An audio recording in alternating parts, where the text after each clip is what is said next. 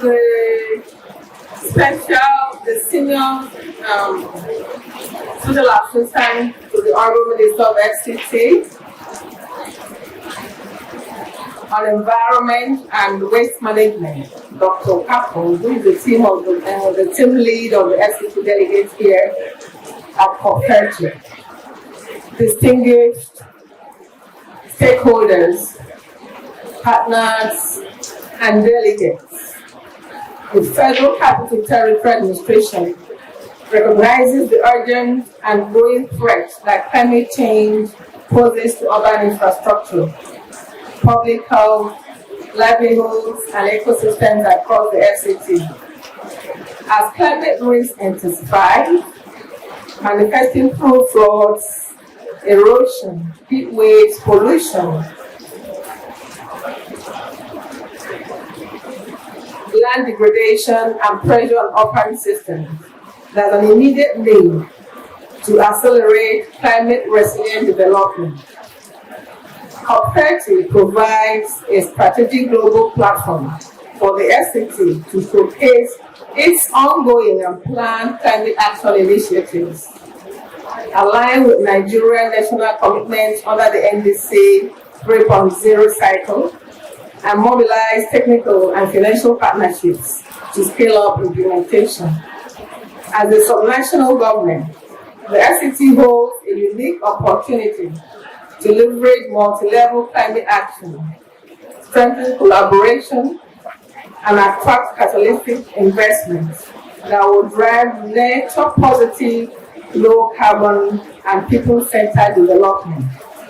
The Fcta will be engaging partners across priority climate action areas, including low-carbon urban transportation, renewable energy expansion through solar and biogas solutions, pollution control and integrated waste management, afforestation and ecosystem restoration, flood and erosion control through green-gray infrastructure, and land degradation prevention in peri-urban and rural communities. Through Fcta, we aim to establish new partnerships, unlock concessional climate finance, and sign actionable agreements that will accelerate these interventions. We are committed to transparent implementation, strong governance, and a results-driven framework that will safeguard lives, enhance resilience, and build a greener, healthier, and more climate-secure Federal Capital Territory. So on behalf of the Fcta administration, I humbly wish to welcome all of us here to this side event being organized by Fcta administration. Before we move into the presentation, I would like us to watch one short video clips of one of the projects of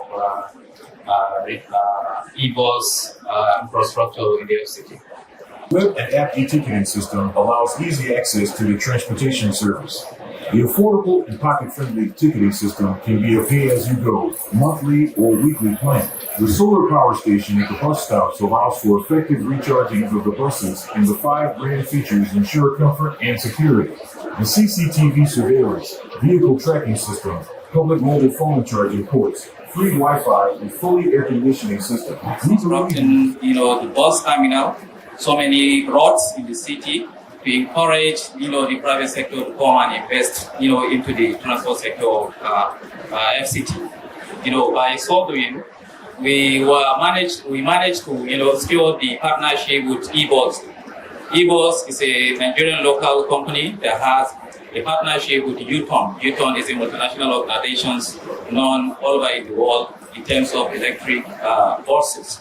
So we're able to secure the partnership with U-Turn, for an investment of about $2 million to deploy 100, electric buses in this Fcta. Next slide.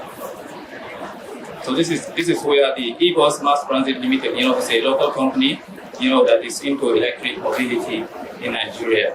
The mission of the company is to decarbonize the public transport, to enhance commuter experience, and build a profitable tech-driven transport ecosystem that will align with the Nigerian energy transition plan. And the key offering for e-bus in this partnership is to deploy 100 electric tricycle, 100 electric buses in the first phase of the project.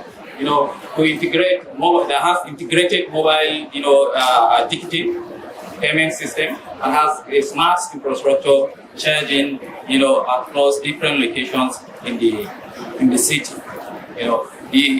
The market problem, as I informed you earlier, the transport sector in Abuja was dominated by a lot of informal sectors. Hereby creating a lot of inefficiency in the city and a lot of air pollutions and carbon emissions. To address the issue, e-bus is coming in with this integrated technology. What that means is it has an app, which right now, as we're sitting here, if you go to Apple Store and put e.bus app, you definitely, download this app that will give you the route, in the Fct, and then where you can get the buses, and when you get the bus, where it will stop, and then the empty seats that are in the bus, and all are captured, in that app. Yes. And each and every bus is going to employ 4 staffs, 2 drivers and 2 assistant drivers. And then, as I told you, I have 637 routes, and that route was being clustered into 20 different clusters. And we have bus stop. We have 200 bus stops that were expected to be created from those routes. And then we are going to have a ticket agent. Each and every bus stop, you are going to have each and every cluster, you are going to have a ticket agent, a total of 20, ticket agents. So each and every ticket agent will have a wallet, in the platform of e-bus, where he's going to deposit, if want a $10 million, 10 million naira, as a deposit to be able to be buying the tickets, from the platform. And when that 10 million finishes, you will be ceased from be able to generate, the token for the ticketing. So what that means is, we're able to generate as much as, in the first instance, $18.7 billion from that project, from the first phase of the project.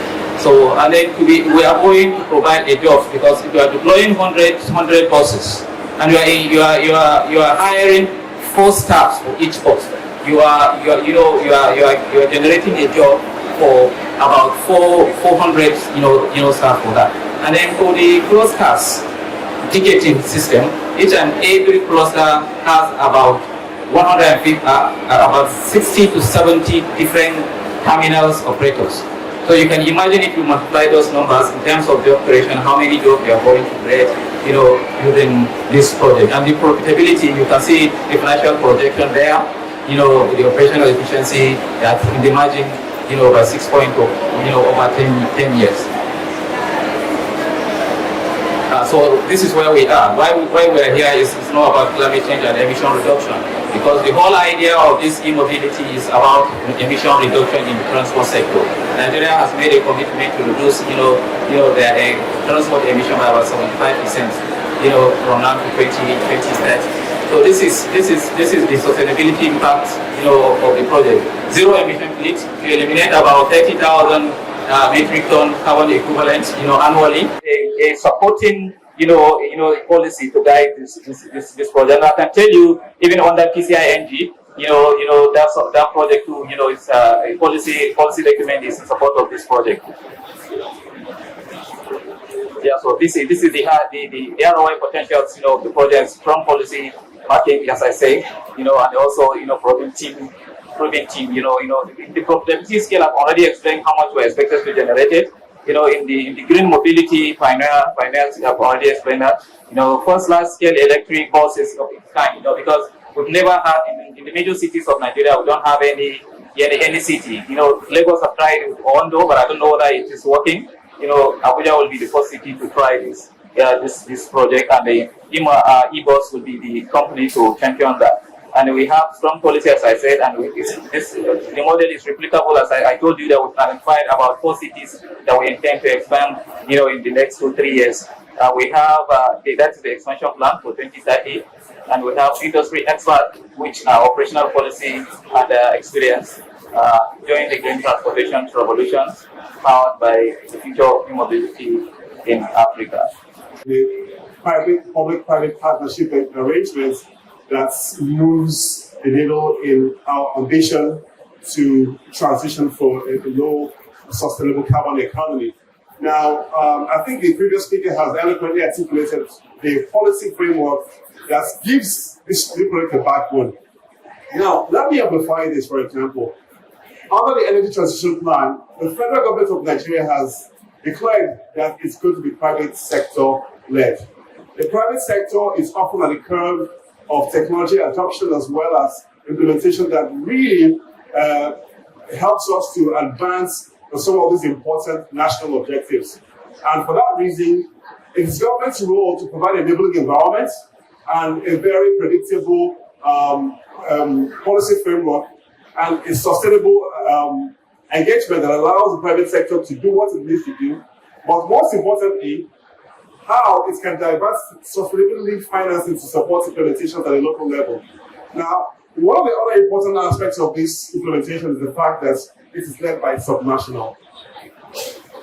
Subnational governments, for those of you who understand Nigeria, we have 36 states and a federal capital. That means that the structure of our constitution allows the subnational governments to, on its own, operate and develop projects that support overall national ambition.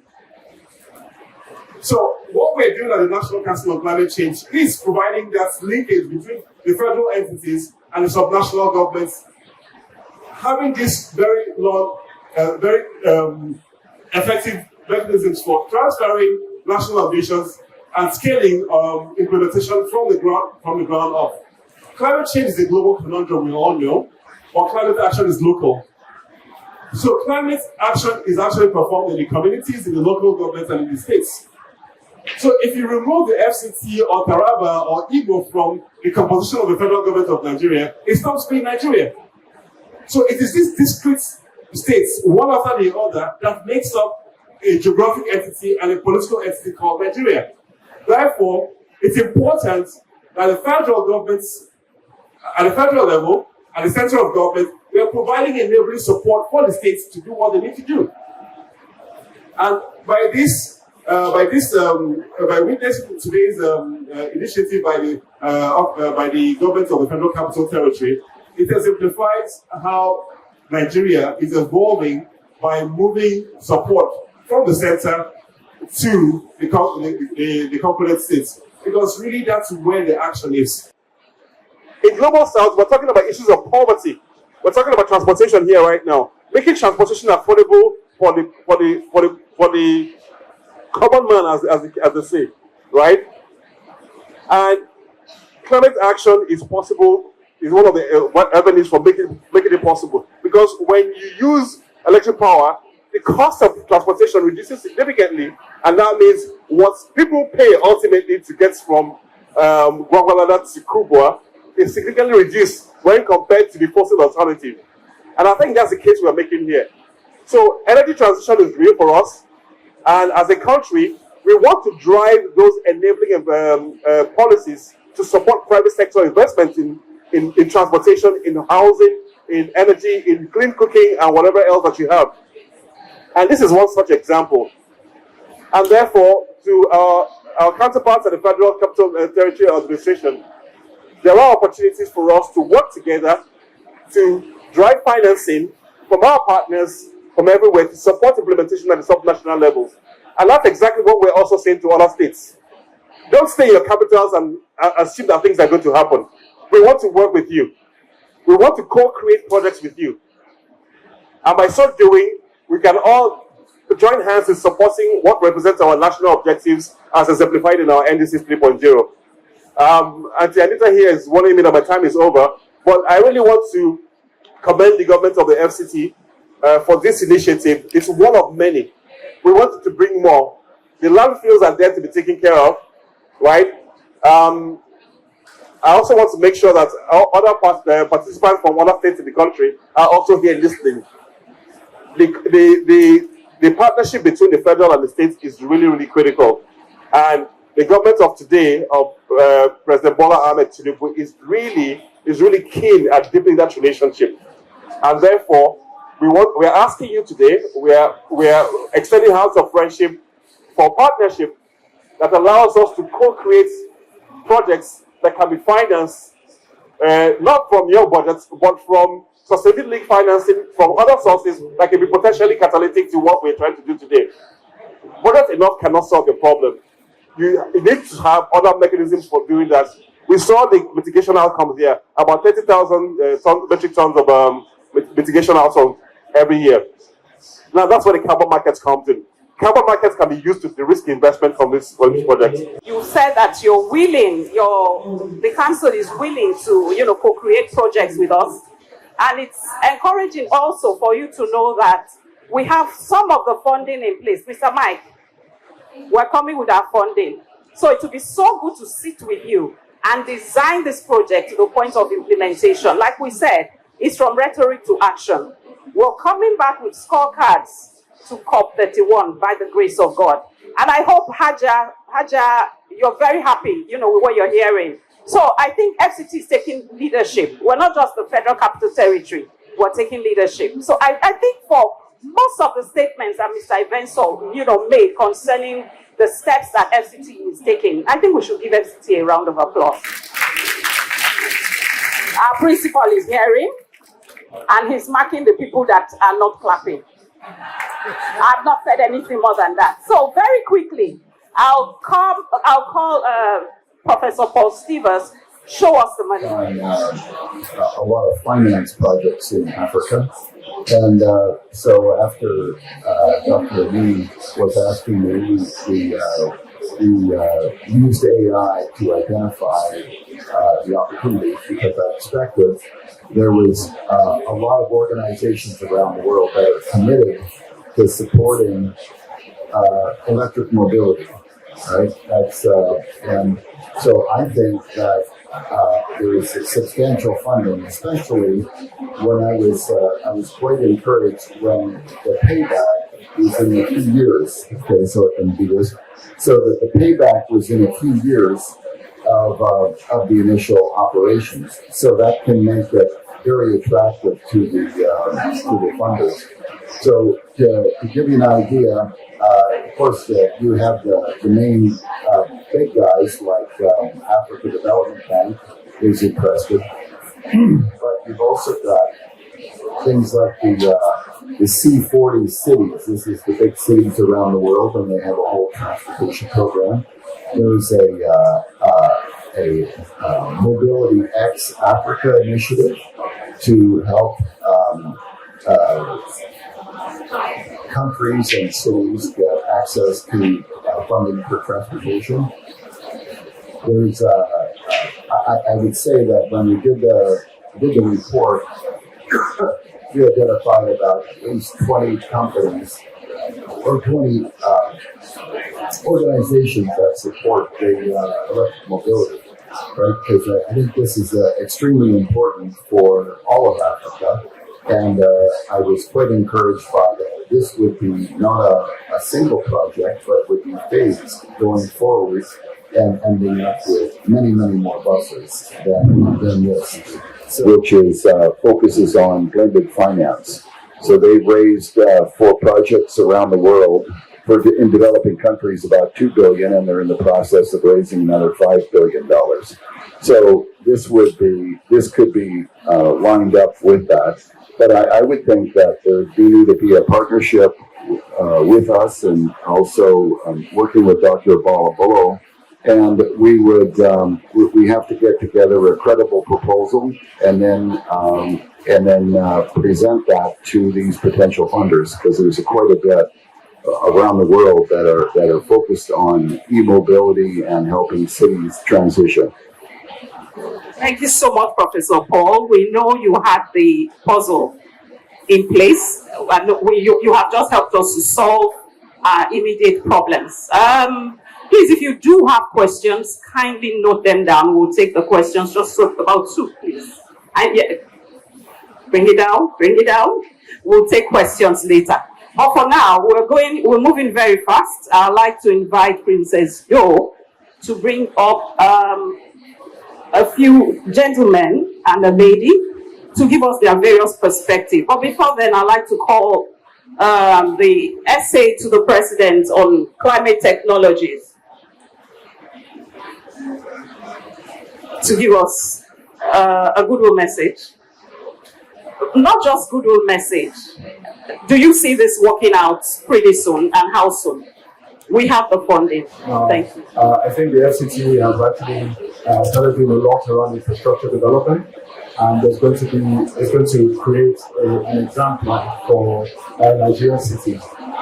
The most important thing is the balance around getting this mitigation and adaptation outcomes for the FCT's attempt at, rolling out EV transportation. We have the carbon markets again that I think that will be able to help us to capitalize investments into that sector. Another thing I wanted to mention very quickly before we go is that the opportunity here as the FCT is the fact that we have an opportunity to actually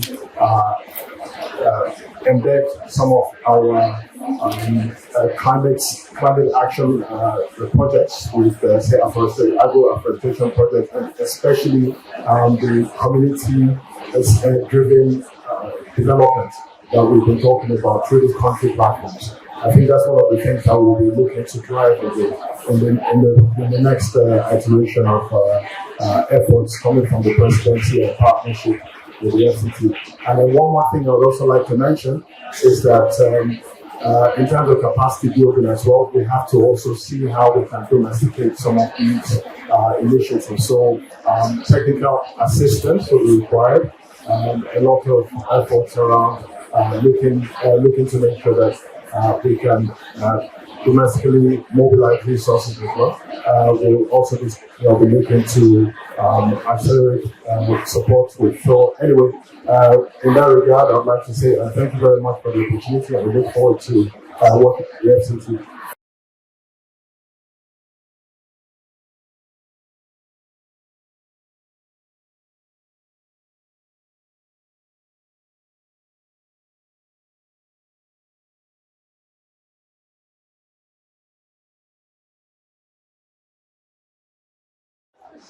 The head of the delegates, the Senior Special Assistant on Environment to the Honorable Minister of Federal Capital Territory, to give us what we call, let him show us the investment landscape of Abuja. Institutions and private investors and colleagues. The Minister of FCT, Chief Barrister Belem, yes, I would love to be here. But because of the excruciating demands of his office and the very tight schedule that he has, he's unavoidably absent. But the person in this issue, which I'm going to read verbatim, exactly what he has in mind. Recall that for some time now, before the coming in of President Tinubu, just like you saw from the clips that are here, there are a lot of areas that demands the attention of the government.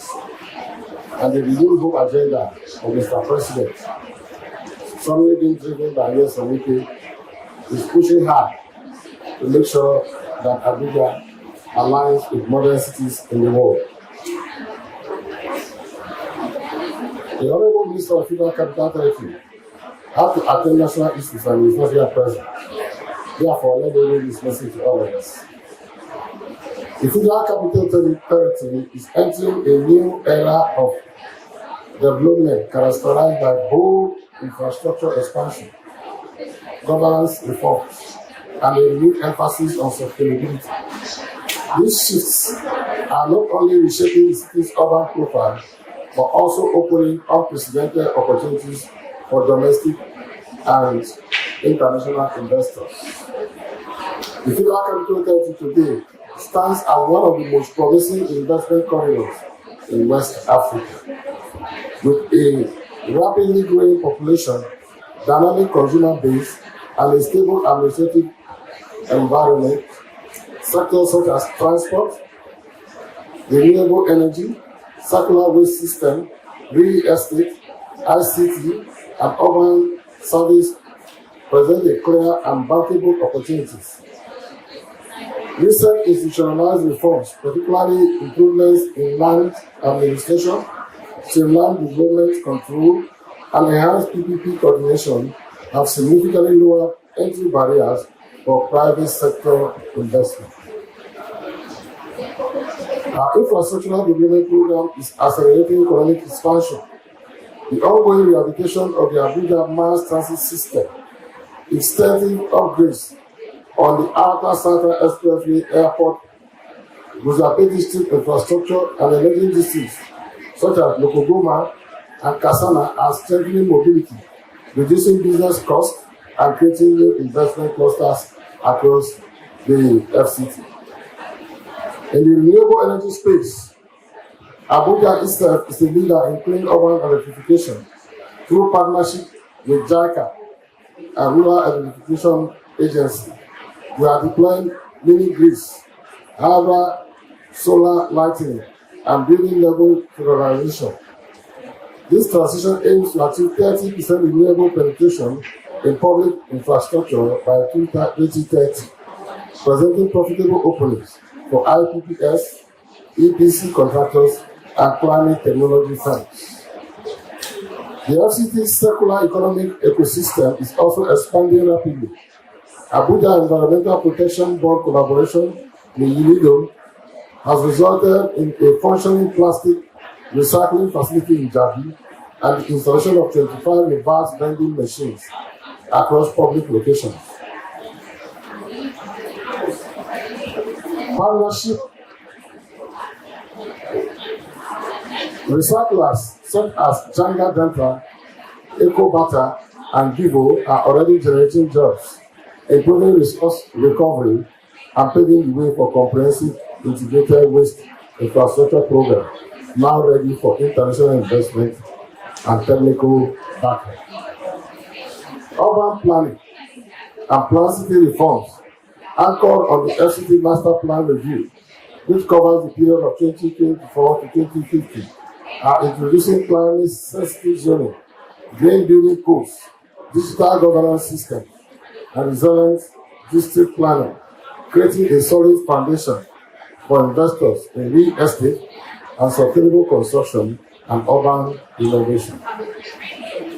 At this pivotal moment, the FCT is actively seeking strategic partnership.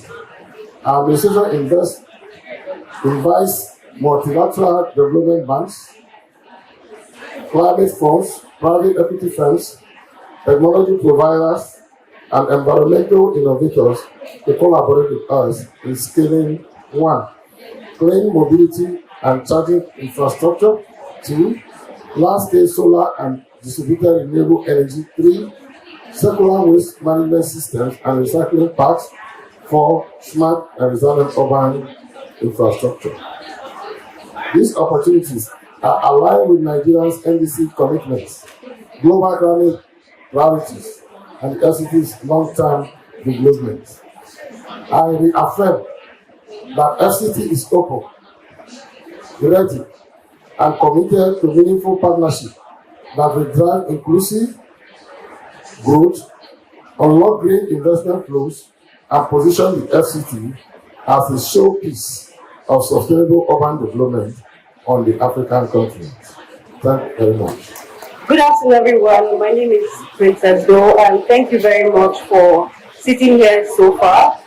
As we go into the bone of the conversation, I'll be inviting the panelists to the stage. Dr. Abolo is in the building. Yes, please, sir, you have the stage. They have to clap. If they don't clap, I don't move. Small, small, small, small, small. Thank you, sir. You can go to the stage. Thank you very much, sir. I'm also welcoming Dr. Obi. I saw him earlier. I don't know if he's still here. Dr. Obi. Okay. I'm also inviting the next person to the stage is Mr. Paul Stevens. Yes, sir. Sorry, you look short. You have to be on the front.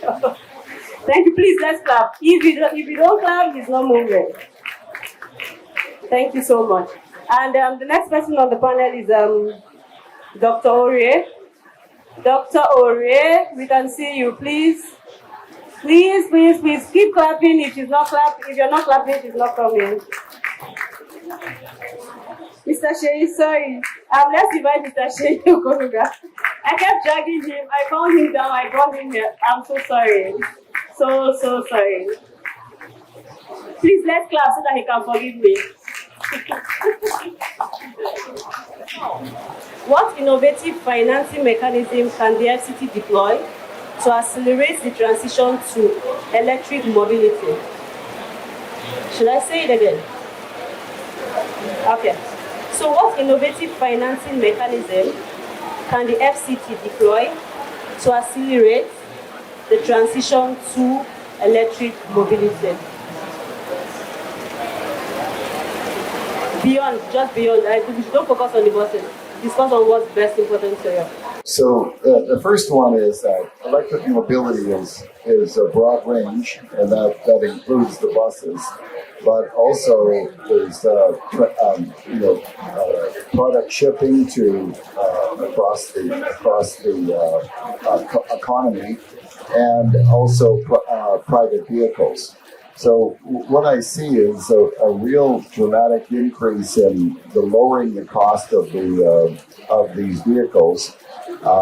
If you take the lowest versions, I'm pretty sure that an individual saves quite a bit of money from going with a BYD electric vehicle compared to the regular gas vehicles. So I think the transition is happening because of the costs are coming down.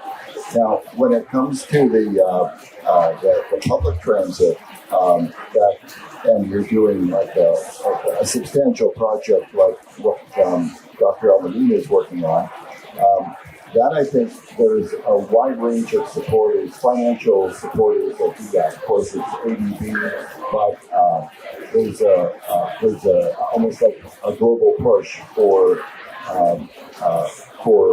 electric public transit that's underway.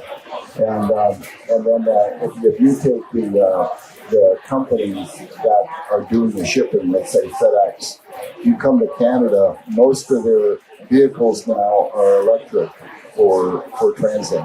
So my guess is that's going to be starting in Africa as well, where the big companies are doing it because they're saving a lot of money using electric vehicles. And then I think that when you heard me before, the technology is improving and lowering the cost. Dr. Paul, for rural women farmers in the satellite community like Babalada and Bori, who gets to experience loss of their farmland due to climate-induced disasters, can you speak to us on how these women can access climate finance to be able to reduce the risk? Thank you very much. As Dr. Frey has spoken to us, FCT is open now to partnerships and collaboration. It's a good thing that we have a program by Dr. Alamir and his group that is addressing the transport system. But if you live in FCT, there are two major things that you can identify as challenge. One is transport, since most people live in the satellite town. And the number two is food, because most people who live in the town go outside, even to Nasarawa, to buy food. And who are those involved in growing food and selling food? Women. So what I would suggest is Dr. Fred takes it back to FCT and get into partnerships and collaborations where we can raise international climate finance that will help address the food security challenges. So that when you address the food security challenges, we also need to address it in such a way that not only are we going to have e-vehicles that will commute people, but we'll have e-vehicles that will commute foodstuff. And we'll also have storage facilities, solar storage facilities, because there are a lot of waste that happens in the project itself that will also help to address those issues. Then once we have gotten that done, we need to do a second thing. The second phase of the partnership is for FCT as a system to organize the women that are in agriculture, because the single woman that is having a challenge in agriculture cannot walk up to an institution such as NISO and say, I need help. They need to work on a platform. So one of the things I will encourage the FCT to do, they are doing a good work in infrastructure, and now they are doing it in transportation, is to organize cooperatives and structures that will have these women who are involved in agriculture as a unit. And then we can develop data of what their challenges are, and based on that, that structure will engage with entities like NISO to provide credit risk facilities, to provide incentive mechanisms, to provide capacity building, and even insurance to the land issues that you have discussed. So the answer is threefold. Number one is partnership, number two is partnership, and number three is partnership. Thank you very much. Things like Kwali, Abaji, and Babalada are often at the forefront of waste management as collectors, sorters, and small-scale recyclers. Yet, they remain largely excluded from formal green finance. The question now: what targeted financial mechanism and capacity building programs can be deployed to help these women access climate finance for renewable energy solutions? So Dr. Bola has mentioned the bits that they can get to access finance for agriculture through cooperatives. So yours now is focusing on renewable energy solutions. Thank you. Thank you so much, and it's a privilege and a pleasure to be here to discuss issues like this. I know that this is an area that is important for women to be able to make progress, be seen, and not just be seen, to be heard, and make an impact in sustainable development. But I know that there are a number of mechanisms that they can also leverage. Some of them include the gender responsive green microfinance loans. These are loans that are targeted to renewable energy projects, and the women can, as against the traditional loan system, the women can leverage this. We also have performance-based loans, which are based on output, performance-based. So it's based on what the woman is able to achieve. It's targeted, it's weighed against the output. We also have loans that are also guaranteed. So not just the regular ones. These guaranteed loans are bankrolled, so that the banks are not afraid of the risk of not being able to pay. Apart from all this, we have with us also the blended finance, which women can leverage. We have the green bonds. We have we have the sustainable funding. But apart from all this, the woman will need more. It's not just to provide these facilities. Can they access it? That's another ballgame. Ability to access is a major issue. These things are there. But if you check the statistics, the number of people that access them, unfortunately, are the males. So what is happening to the women? It's not for lack of ability, it's not for lack of strength. There are basic challenges that has made it impossible for women to access these loans. And until they're able to access it, the effort towards making women gender inclusive, making women to be or gender inclusive system in Islamic finance will just be a waste. Thank you. I think this is for Dr. Fro, right? So you'll probably tell the FCC minister, I'm speaking for Sterling Bank, I won't speak for other banks. And I'll be speaking for the point of the fact that we have done it. We are doing it. We hope it works, right? There is no need to recreate the wheel. All you just need now is to work with us so that you can scale. Now, I say this because when Doctor spoke, there are a couple of things we immediately mentioned about collaboration what to do in order to foster the development within the FCT. Already, when you talk about e-mobility, for example, in Sterling Bank, we have a branded car, you understand, that is more or less hybrid assembled in Nigeria to some certain extent. The brand of the car is called Kore. We have about 5-6 different brands of that Kore, from SUV to four-wheelers.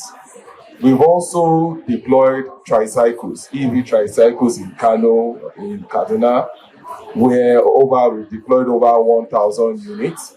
And we have what we call probably a charging station, or I will call a swapping station, where the tricycles can bring out the batteries and swap. You understand? We have charging stations, especially in Lagos. We have about 7 in Lagos charging stations where you can charge your EVs in different strategic stations. We are collaborating with hotels where eminent personality like you will drive your EV to an hotel while you are resting over the night. You can charge your station. We are deploying at shopping centers and the rest. So we understand this process very well. We are building charging stations. We are building swapping stations. We have our own branded vehicles, SUV, sedan. And the beauty about this, to enhance transportation system in Abuja, we have also created our own Uber. Hello, we've Uber.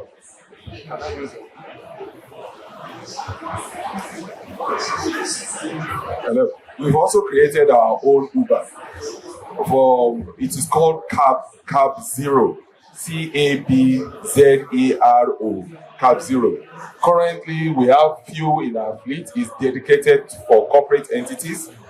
Currently, in our organization right now, we do not have pool cars. You know, in those days, organization will have pool cars, for each branch. So what we have is a pool of cars that are carbon zero.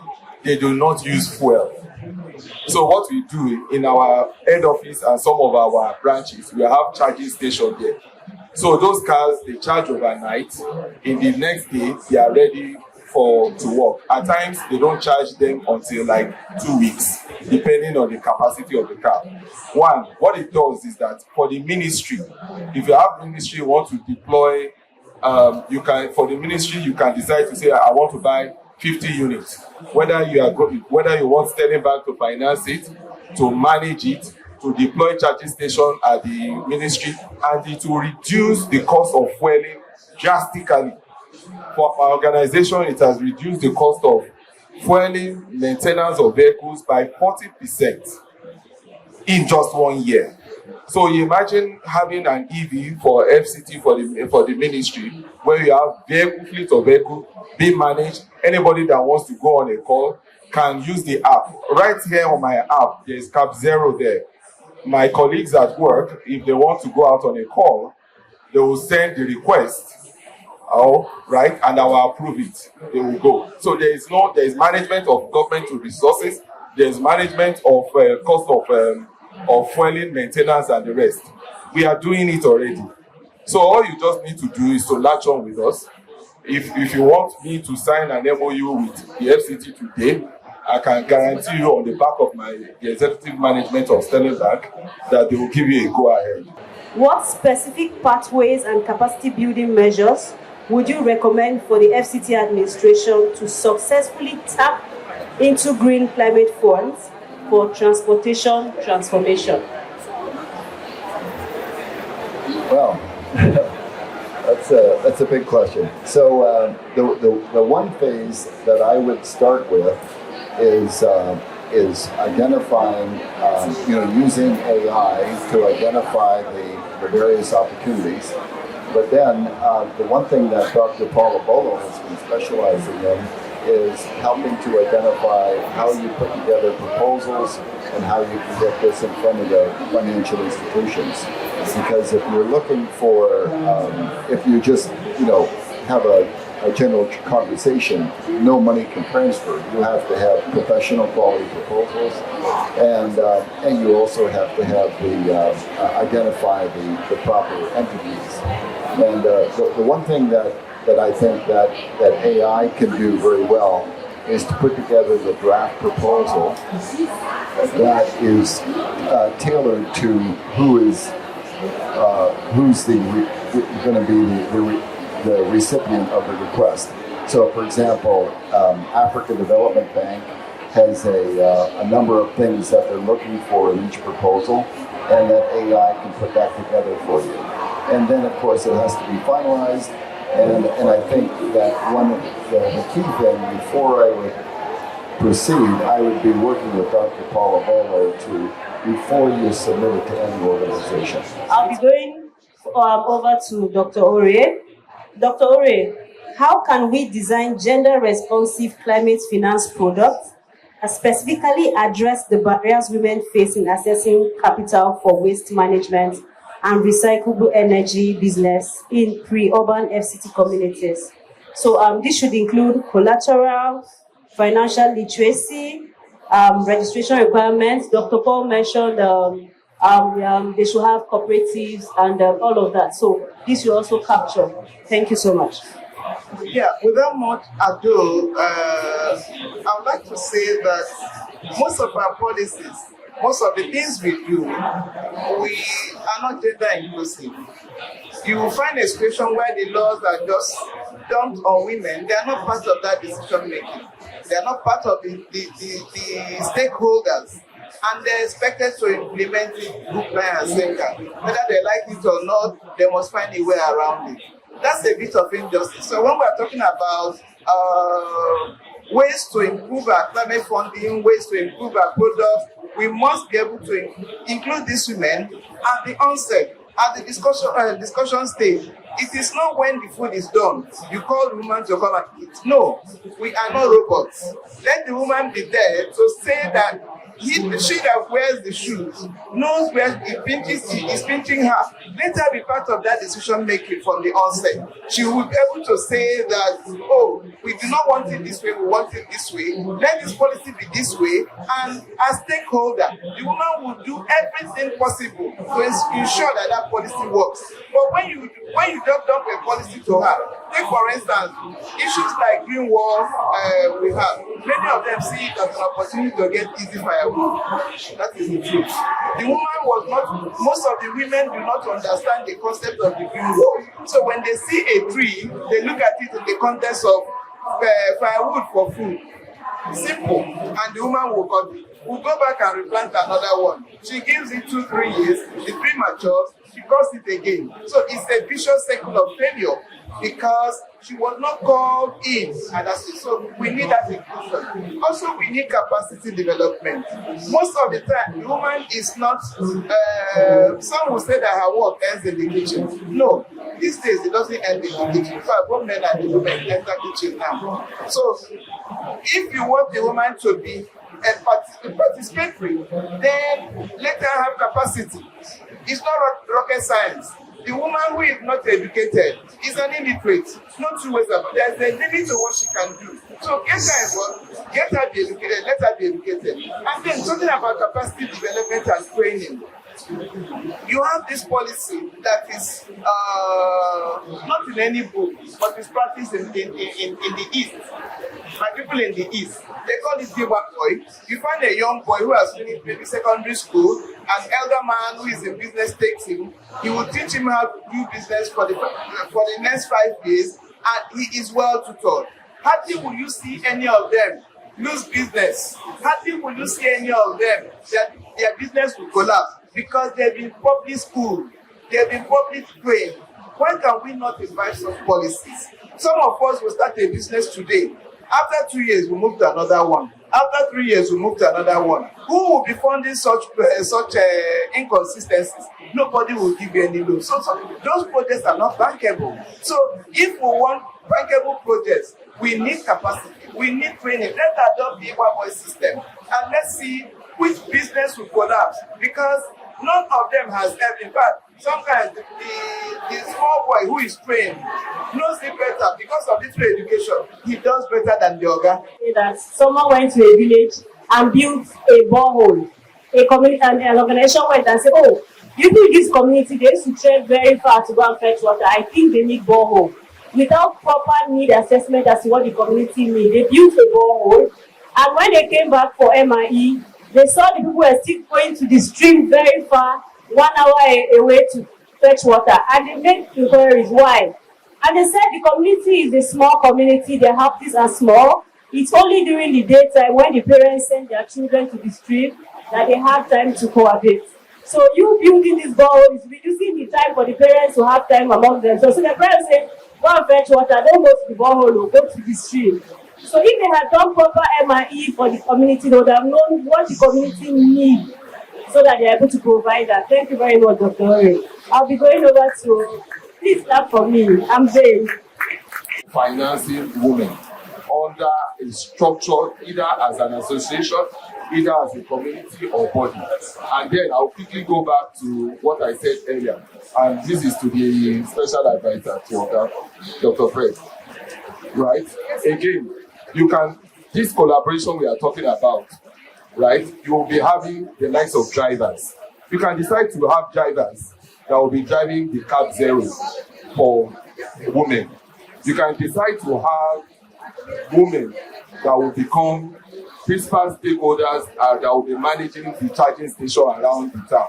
It is not only going to be saving you cost of fueling for the ministry or for the government, it is also a source of revenue for the state or for the FCT. Lastly, the FCT doesn't need to spend a penny to invest in this, what I will call infrastructure. I know that we already have other sources of fueling, which is, what do you call it? CNG. CNG requires a high level of capital deployment. When I say capital deployment, capex, spend. You need accessories, to be able to convert to your cars. You need filling stations at strategic locations here, and you need to drop the CNG, which is not cheap. To drop CNG, though it will give you the time spent, but the effectiveness will take a long time. The effectiveness will take a long time, unlike EV. I buy an EV today, I will start feeling savings immediately. Thank you very much. So you might want to look at that, deploy it to effect an efficient way. Thank you so much, Mr. Shady. You're almost collecting the mic from me. Thank you. Thank you so much to all the panelists. We really appreciate you. Thank you for your time, everybody.